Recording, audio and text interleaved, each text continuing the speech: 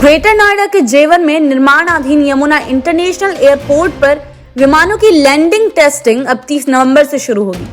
इससे पहले ये टेस्टिंग 15 नवंबर से की जानी थी, लेकिन नागरिक उड्डयन महानिदेशालय से अनुमति न मिलने के कारण इसे स्थगित कर दिया गया है। DGCA ने Yamuna international airport private limited को निर्देश दिया है कि फिलहाल लैंडिंग की आवश्यकता नहीं है और अब सीधे 30 नवंबर को ही टेस्टिंग की जाए। इस एयरपोर्ट का ट्रायल 30 नवंबर से फुल मोड में किया जाएगा, जिसमें पूरा क्रू मेंबर शामिल रहेगा। पहले की योजना के अनुसार 15 नवंबर से हर दिन 3 विमानों की लैंडिंग की जानी थी। इस टेस्टिंग में प्रतिदिन रनवे की स्थिति की रिपोर्ट तैयार कर नागरिक उड्डयन विभाग को भेजने की योजना थी, जिससे रनवे की गुणवत्ता और संरचना का विस्तृत मूल्यांकन हो सके। एयरपोर्ट पर लैंडिंग और संचालन को सुचारू बनाने के लिए यह प्रक्रिया महत्वपूर्ण मानी जाती है। एयरपोर्ट के पहले चरण का संचालन शुरू करने की तैयारियों में तेजी आ रही है।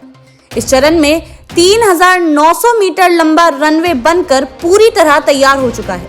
बीते दिनों रनवे के ऊपर से कई विमानों ने गुजर कर परीक्षण किया है, जिससे उसकी संरचना और सुरक्षा का मूल्यांकन हुआ है।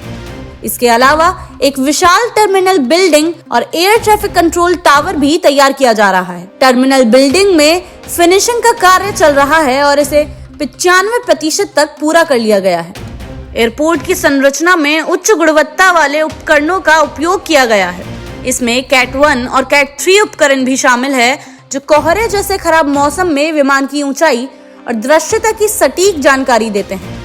ये उपकरण लैंडिंग को आसान और सुरक्षित बनाने में मददगार साबित होते हैं। इससे यह सुनिश्चित होता है कि धुंध या कोहरे जैसी परिस्थितियों में भी विमानों की लैंडिंग और टेक ऑफ बिना किसी रुकावट के संभव हो सके। इस संबंध में यमुना इंटरनेशनल एयरपोर्ट अथॉरिटी के CEO डॉक्टर अरुणवीर सिंह ने कहा कि पहले 15 नवंबर से लैंडिंग टेस्टिंग शुरू करने की तैयारी थी, लेकिन DGCA ने 30 नवंबर से ही लैंडिंग कराने के निर्देश दिए हैं।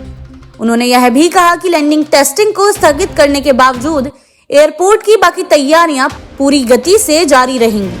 उनका मानना है कि इन तैयारियों से एयरपोर्ट के पहले चरण का संचालन जल्द से जल्द शुरू किया जाएगा। यमुना इंटरनेशनल एयरपोर्ट उत्तर प्रदेश सरकार की प्रमुख परियोजनाओं में से एक है, जो राष्ट्रीय और अंतर्राष्ट्रीय उड़ानों के संचालन के लिए नई संभावनाएं लेकर आएगा।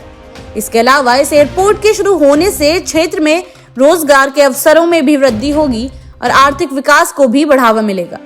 यह एयरपोर्ट दिल्ली NCR क्षेत्र में इंदिरा गांधी अंतर्राष्ट्रीय एयरपोर्ट के अतिरिक्त एक महत्वपूर्ण हवाई सुविधा प्रदान करेगा, जिससे इस क्षेत्र में आने वाले यात्रियों का दबाव कम होगा। इस एयरपोर्ट की शुरुआत से उत्तर प्रदेश में पर्यटन, व्यापार और उद्योग में भी सकारात्मक प्रभाव पड़ेगा। इसके माध्यम से राज्य में अंतर्राष्ट्रीय स्तर की कनेक्टिविटी और सुविधाओं को बढ़ावा मिलेगा।